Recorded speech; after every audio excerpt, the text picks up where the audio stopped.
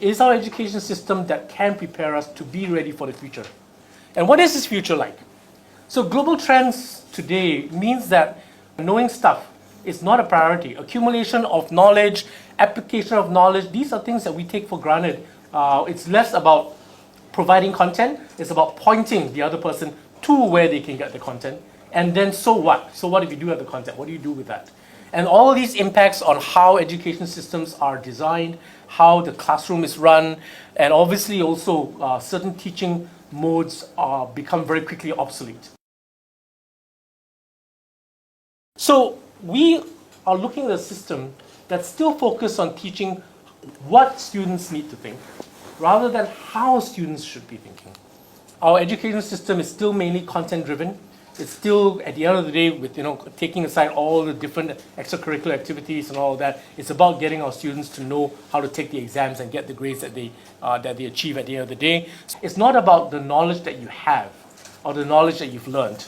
It's about whether you're able to generate new knowledge, right? And we may be top in science and math, which we are. We may even be top in the law debates in terms of rhetoric. But where are we? We typically don't fare that well when it comes to innovation and independent thinking. A lot of our education system in the past, which obviously the government is struggling with now as well, is centered around state resources being prioritized to the intelligent, to the clever.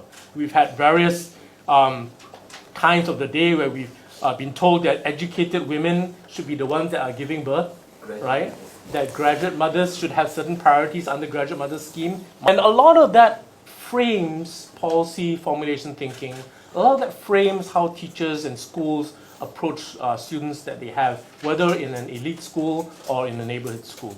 And we are looking at the end result of decades of an elitist-based culture in our education system. Singapore's relying more and more on foreign talent. Not just foreign workers, but right at the very top, CEOs, bank CEOs, corporate MNC business leaders to come into Singapore, and they are the ones that's bringing in the creativity. They are the ones that's creating the new jobs. The PAP's education policy fails to provide the kind of managers and leaders that we need for a knowledge-driven economy. Why isn't our education system training our people to be the ones that's creating jobs, the ones that's revitalizing the economy? What is our 50 years worth of education doing in terms of our SME leaders, in terms of our workers? Where are they in the workplace that they are at? But most importantly, and I highlight this as really the core of what our paper is to challenge all of you as voters, as Singapore citizens, right, whether you're a new citizen or not, to think, what type of a people do we want to be in our economy today and tomorrow? What type of a society do we want and workers that we have that we need to train today for the future? And are we doing that to build the society that we aspire to be through a very central pillar, which is called educating our next generation?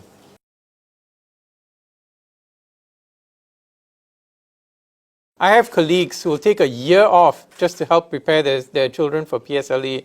And why are they doing that? Because they know that from this gateway, you can either go on the chosen path towards an elite IP school, or you might end up in what is now being called the G3 or something, right? It used to be called the normal technical or normal academic. And what they've done is they've just changed the names. But essentially, the parents know that the degree of mobility between the different streams of the different pathways is very limited. The issue of inequality has come up. In terms of income, if your monthly household income is more than 10,000, 40% of the children in the IPGEP schools fall into this category versus only 7% of the children in neighborhood schools.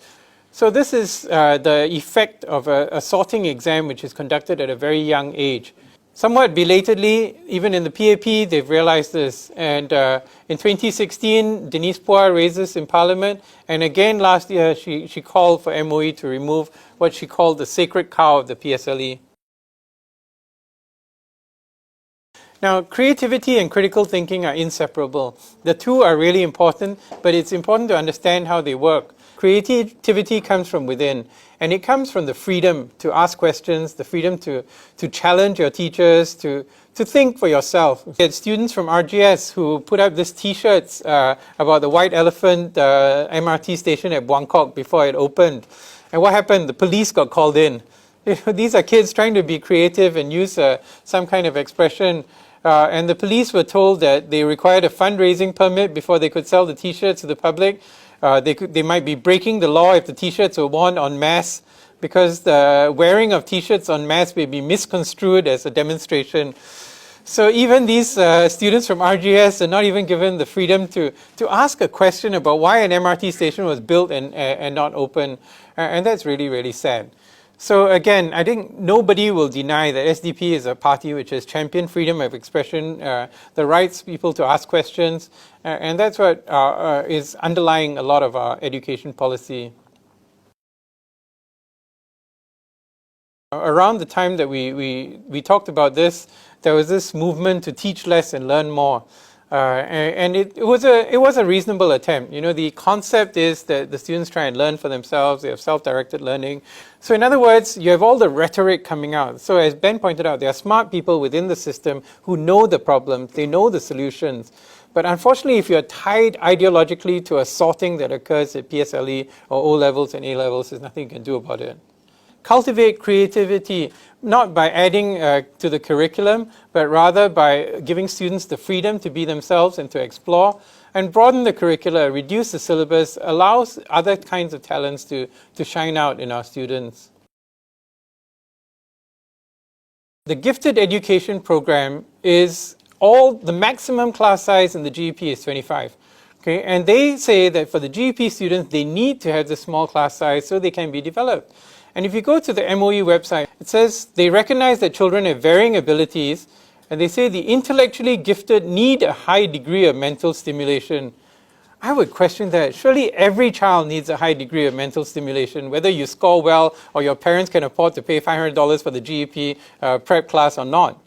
We need to have a reduced class size so that the children can interact with the teacher can get to know them, and they can grow and develop at their own pace. So this teacher would stay with the kids from primary 1 to primary 3, and then from primary 4 to primary 6, they would get another teacher with a different skill set. It's actually going to be, we think, tremendously beneficial. And this is what is done in many of the Scandinavian countries.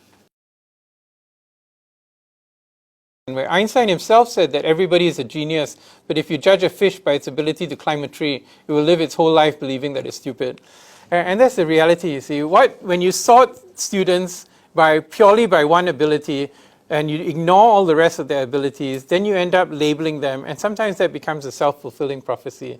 And that is a big, big, big problem. Now, in many countries, they have reading periods. And in Singapore, if you have a reading period, people read an assessment book. Okay, but this is meant for you to read for pleasure. And finally, our policy argues that we should convert all schools to single session. Bear in mind, this was put out in 2014. As of 2017, the government decided that they were going to convert all the remaining schools to single session. Yeah, and people say, why does the SDP come up with all these policies if they're going to be copied and implemented by the PAP? And I would argue that imitation is the sincerest form of flattery. Okay, if you want to copy, at least copy properly. You see, they took our idea of universal health insurance and it made it into MediShield Life. So they cover pre-existing conditions, which is a good thing. But unfortunately, they put in a very high deductible. So the first $3,000 you have to pay if you're in MediShield Life. And the impact of that is more than 90% of C-class hospitalizations cannot claim anything from MediShield Life. So we would argue if you're trying to teach less, learn more, encourage creativity, please copy properly. But ultimately, education is not about content, as Ben pointed out. It's not about learning a whole series of formulas or things to do. It's actually primarily about values.